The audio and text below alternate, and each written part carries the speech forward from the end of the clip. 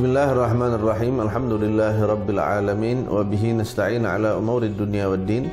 Wassalatu wassalamu ala al-mab'uthi rahmatan lil alamin sayyidina wa nabiyyina Muhammadin wa ala alihi wa sahbihi ajma'in. Allahumma salli wa sallim ala sayyidina Muhammadin miftahi babi rahmatillah adada ma fi ilmillah salatan wa salaman daimaini bidawami mulkillah wa ala alihi wa sahbihi. Rabbi syrah li sadri wa yassir li amri wa hlul 'uqdatam min lisani yafqahu qawli wa saddid lisani wa hdi qalbi bihaqqi sayyidina Muhammadin sallallahu alaihi wa alihi wasallam. Kembali kita bertemu di kajian hadis Arba'in An-Nawawiyah, yang pada kesempatan ini kita sampai pada hadis yang ke-22. An Abi Abdullah Jabir bin Abdullah Al-Ansari radhiyallahu anhuma anna rajulan sa'ala Rasulullah sallallahu alaihi wa alihi wasallam faqala ara'aita idza shallaitu shalawatil maktubat wa sumtu ramadan wa ahlaltul halal wa haramtul haram wa lam azid ala dzalika syai'an a'adkhulul jannah qala na'am rawahu Muslim. Hadis ini diriwayatkan dari Sayyidina Jabir bin Abdullah Al-Ansari. Beliau seorang sahabat, ayah beliau pun seorang sahabat, dan ibunda beliau pun seorang sahabat Nabi Muhammad SAW. Sayyidina Jabir menceritakan bahwa ada seorang laki-laki yang bertanya kepada Rasulullah SAW. Menurut para ahli hadis, bahwa laki-laki yang dimaksud adalah Sayyidina Nu'man bin Qawqal, sahabat Nabi Muhammad SAW. Beliau, Sayyidina Nu'man bin Qawqal ini bertanya kepada Rasulullah, "Ya Rasulullah, seandainya bagaimana menurutmu seandainya saya hanya mengerjakan sholat-sholat yang wajib saja, kemudian saya berpuasa di bulan Ramadan, saya meyakini yang halal itu halal dan saya meyakini yang haram itu haram, lantas saya jauhi yang haram itu, dan saya tidak menambah apapun lebih dari yang wajib-wajib ini, a'adkhulul jannah, apakah menurutmu saya akan masuk surga?" Rasulullah lantas menjawab, "Na'am, iya, kamu akan masuk ke dalam surganya Allah Subhanahu wa ta'ala." Artinya yang dimaksud dalam hadis ini adalah sahabat Nu'man bin Qawqal bertanya kepada Rasulullah, "Kalau saya hanya mengerjakan yang wajib, lantas saya nggak nambah lagi, saya nggak mengerjakan yang sunnah, saya nggak mengerjakan hal-hal di luar kewajiban-kewajiban tadi, sholat 5 waktu, puasa di bulan Ramadan, meyakini yang halal itu halal, yang haram itu haram, lantas beliau jauhi, apakah beliau akan masuk surga?"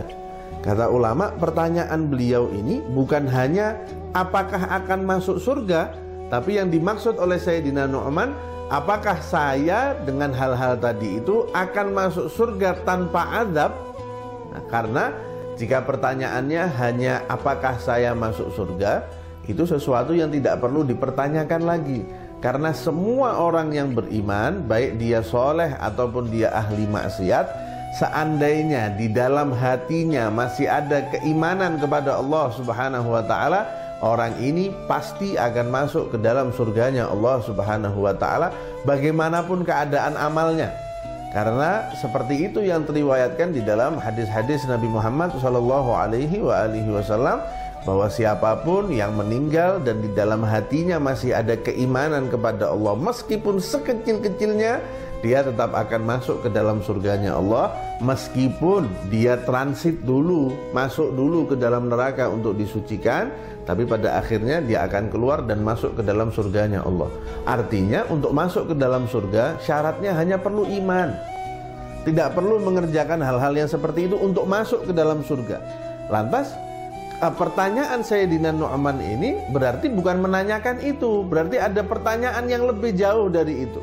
Karena itu para ulama kemudian menyatakan yang dimaksud oleh Sayyidina Nu'man, apakah jika saya mengerjakan hal-hal yang wajib-wajib saja, saya bisa masuk surga tanpa azab? Lantas Rasulullah menjawab, iya, kamu bisa masuk ke dalam surganya Allah Subhanahu wa ta'ala tanpa azab dengan mengerjakan perkara-perkara yang Allah Subhanahu wa ta'ala wajibkan atas kamu. Sholat, puasa, zakat jika memang sudah memenuhi syarat, naik haji jika memang memenuhi syarat, meyakini yang halal itu halal, menjauhi yang haram, dan meyakini keharaman hal tersebut. Maka sekali lagi, tidak ada orang beriman yang kekal di dalam neraka bagaimanapun keadaannya ketika di dunia ini. Dia masuk dulu ke dalam neraka benar, tapi dia tidak akan kekal di dalamnya. Dia akan keluar kemudian masuk ke dalam surganya Allah Subhanahu wa ta'ala. Begitu pula tidak ada orang kafir mati dalam keadaan tidak beriman kepada Allah yang akan masuk ke dalam surganya Allah. Bagaimanapun baiknya kehidupan dia di dunia ini, bagaimanapun baiknya dia, akhlaknya, kehidupan sosialnya di dunia ini, jika dia wafat dalam keadaan tidak beriman kepada Allah Subhanahu wa ta'ala, maka dia akan kekal di dalam neraka. Tapi kebaikan yang dia lakukan akan tetap dibalas oleh Allah, tapi di kehidupan dunia ini. Karena Allah sudah menyatakan bahwa Allah tidak akan menyia-nyiakan kebaikan yang dilakukan oleh siapapun. Karena itu, bahkan kebaikan yang dilakukan oleh orang yang tidak beriman kepada Allah dibalas di dunia ini, tapi di akhirat dia tetap akan masuk ke dalam nerakanya Allah Subhanahu wa ta'ala, kekal di dalam nerakanya Allah Subhanahu wa ta'ala. Lantas kita mungkin bertanya, hadis ini seakan-akan mengesankan kepada kita bahwa kita masuk ke dalam surganya Allah dengan amal yang kita lakukan. Padahal kita juga pernah mendengar Rasulullah SAW bersabda bahwa tidak ada seorang pun yang masuk ke dalam surga kecuali melalui rahmat Allah Subhanahu wa ta'ala. Lantas bagaimana kita memahami dua hadis ini? Hadis bahwa tidak ada orang masuk surga kecuali dengan rahmat Allah, dan hadis ini yang mengesankan bahwa orang masuk ke dalam surga dengan amal yang dia kerjakan. Para ulama menjelaskan bahwa amalan-amalan yang menyebabkan seseorang masuk ke dalam surga itu tentunya adalah amal yang makbul, yang diterima oleh Allah Subhanahu wa ta'ala. Dan diterimanya amal itu oleh Allah juga merupakan bentuk rahmat dari Allah Subhanahu wa ta'ala.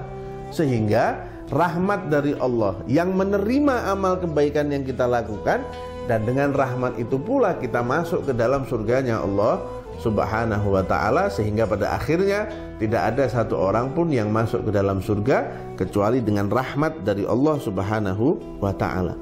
Kita mungkin sering mendengar kisah seorang Bani Israel yang menyembah Allah Subhanahu wa ta'ala selama 500 tahun. Dia pergi menyendiri ke satu tempat untuk fokus beribadah kepada Allah Subhanahu wa ta'ala selama 500 tahun.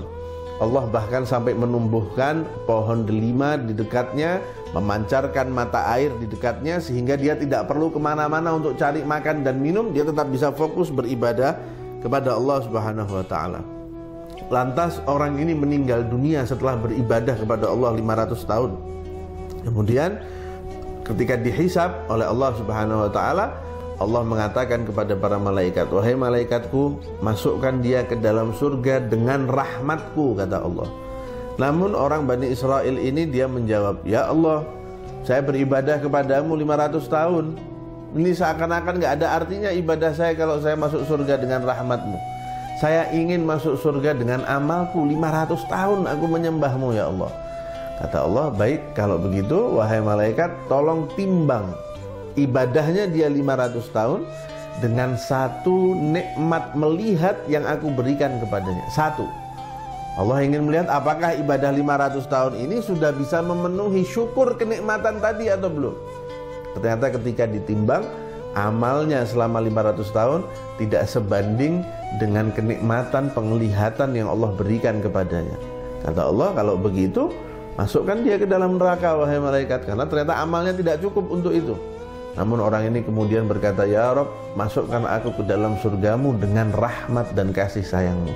Kata Allah, "Masuklah ke dalam surga dengan rahmat dan kasih sayangku." Tapi tentu saja untuk kita menarik, mengundang rahmat Allah Subhanahu wa ta'ala, kita butuh kepada amal-amal ini. Jika kita bermaksiat, tentu saja kita semua mampu memahami orang yang bermaksiat secara tidak langsung dia sebenarnya sedang mengundang kemurkaan Allah, mengundang amarah Allah, mengundang azab Allah. Sedangkan orang yang berbuat kebaikan, orang yang beribadah kepada Allah, orang yang punya kepedulian kepada sesama hamba Allah, dia secara tidak langsung juga sedang menarik rahmat dari Allah, menarik kasih sayang Allah Subhanahu wa taala, yang dengan itu akan menyebabkan dia masuk ke dalam surganya Allah Subhanahu wa taala. Berkata para ulama bahwa siapa yang taat kepada Allah kemudian senantiasa memerangi hawa nafsunya, maka tempatnya adalah surga. Dan siapa orang yang tenggelam dalam kemaksiatan, menjadi budak hawa nafsu dan setan, maka tempat yang paling layak untuknya adalah nerakanya Allah Subhanahu wa taala. Surga adalah sesuatu yang mahal. Surga adalah tempat tujuan kita nanti, kita ingin hidup bahagia selamanya di dalam surga. Karena itu berkata Sayyidina Yahya bin Mu'adz rahimahullah bahwa meninggalkan dunia, menjauhi dunia yang penuh gemerlap, yang penuh syahwat, yang penuh keindahan, itu memang sulit, memang susah, tapi jauh lebih sulit, jauh lebih menyengsarakan, jauh lebih susah bagi kita jika kita harus kehilangan akhirat, jika kita harus kehilangan surga hanya karena kita mengutamakan kehidupan di dunia. Kalau kita mencari dunia, kalau kita berlari di belakang dunia, terus mengejar dunia, maka yang akan kita dapatkan adalah kehinaan. Sedangkan siapa yang mencari kebahagiaan di akhirat, yang mencari keridhaan Allah Subhanahu wa taala, maka yang ia dapatkan adalah kemuliaan di dunia dan di akhirat. Karena itu kata beliau, sungguh mengherankan ada orang yang rela menghinakan dirinya untuk sesuatu yang fana, tapi dia justru tidak mau memuliakan dirinya dan mendapat sesuatu yang kekal, yaitu akhirat dan surganya Allah Subhanahu wa taala. Karena itu kita harus terus berbuat kebaikan, kita harus terus berbuat ketaatan kepada Allah semampu kita, sebagaimana pertanyaan sahabat tadi. Dan yang akan kita dapatkan adalah rahmat Allah yang kemudian akan memasukkan kita ke dalam surganya Allah Subhanahu wa taala, abadi di dalamnya, kekal di dalam kenikmatan dan kedekatan kepada Allah dan kepada Nabi Muhammad SAW. Mudah-mudahan Allah Subhanahu wa taala menjadikan kita orang-orang yang selalu berada dalam jalur ketaatan dan keridhaan Allah, dan dimasukkan kita semuanya ke dalam surganya Allah Subhanahu wa taala tanpa azab, tanpa hisab, langsung bisa melewati sirat secepat-cepatnya, berkumpul bersama Nabi Muhammad SAW. Amin ya rabbal alamin. Wallahu a'lam. Assalamualaikum warahmatullahi wabarakatuh.